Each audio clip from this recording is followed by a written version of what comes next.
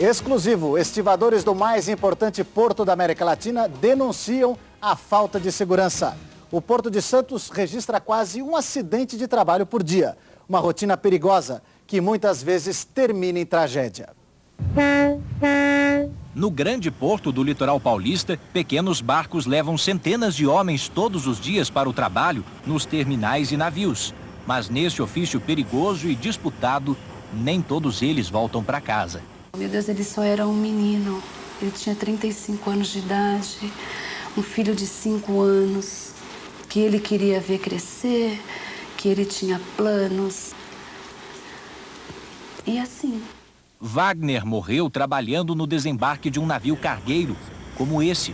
Foi há menos de um mês. Ele morreu atingido por peças que se desprenderam em função da má conservação das correntes que seguravam esse material.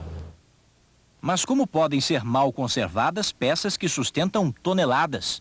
Trabalhar ao lado do perigo virou costume no Porto de Santos e o pior, sem condições mínimas de segurança. Como é que é segurança? Não existe. Segurança não existe. É insegurança total. E os números confirmam isso. Em apenas 3 meses desse ano, acidentes que afastaram estivadores do trabalho aumentaram 56% em relação ao mesmo período do ano passado. Quase um acidente por dia, média de 23 por mês. O porto mais antigo do país movimenta quase 1 milhão de toneladas por ano. Eles falam EPI, o equipamento de proteção individual, mas na realidade é uma luva, um macacão e um capacete.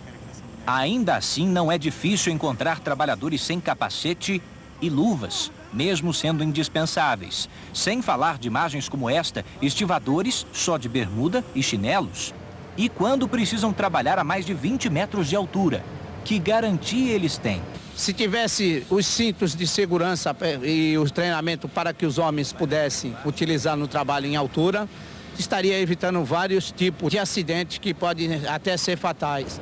Este navio alemão atracado no Porto de Santos é um exemplo de como a tecnologia poderia fazer mais pela segurança no trabalho.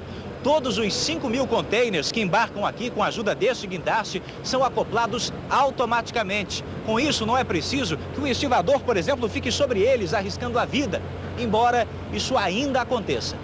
Veja o que diz este técnico em segurança com 20 anos de experiência. Ele pode prender a mão ou ele pode perder o equilíbrio, cair no porão. Ele está em cima do container sem nada em volta? Sem nada. Isso é irregular? Irregular. Ainda acontece? Ainda acontece. Nós estamos dentro do padrão que o Brasil fornece. Agora... Se eu te perguntar se ele é suficiente? Mas em outro momento da entrevista, o representante do porto responde. Você se sente seguro só com um capacete, uma bota e uma luva, operando containers? Não basta, né? Não basta. É que eu falo em casa pra mulher, eu saio, não sei se vou voltar. O Jornal da Band teve acesso ao laudo que investiga a morte de um trabalhador no Porto de Santos. A perícia vai apontar que não houve falha humana. Os acidentes de trabalho no maior porto da América Latina já respondem por 15% dos afastamentos. Do apartamento comprado com salário de estivador, Sérgio enxerga ao longe um pedacinho do Cais de Santos, de onde ele foi obrigado a se afastar por 1 ano, depois do acidente que quase o matou. Traumatismo craniano, fraturei a mandíbula, a bacia e os braços esmigalharam 1 palmo de cada braço. Sérgio fez o que muitos estivadores ainda fazem, enfrentam grandes alturas sem proteção para auxiliar a acomodação de containers em navios. Mas naquele dia, cabos do guincho arrebentaram e atingiram Sérgio numa operação em que ele já havia avisado. Não era segura. Não vai fazer o trabalho? Então o pagamento não vai receber. Eles mandam dar um jeitinho, né? Aí então eles mandam fazer aquele jeitinho brasileiro, aí é quando a pessoa vai lá e faz. Se o trabalho sair e não acontecer nada, tudo bem. Se acontecer, a culpa é do trabalhador. Foi ele que quis fazer, ninguém mandou.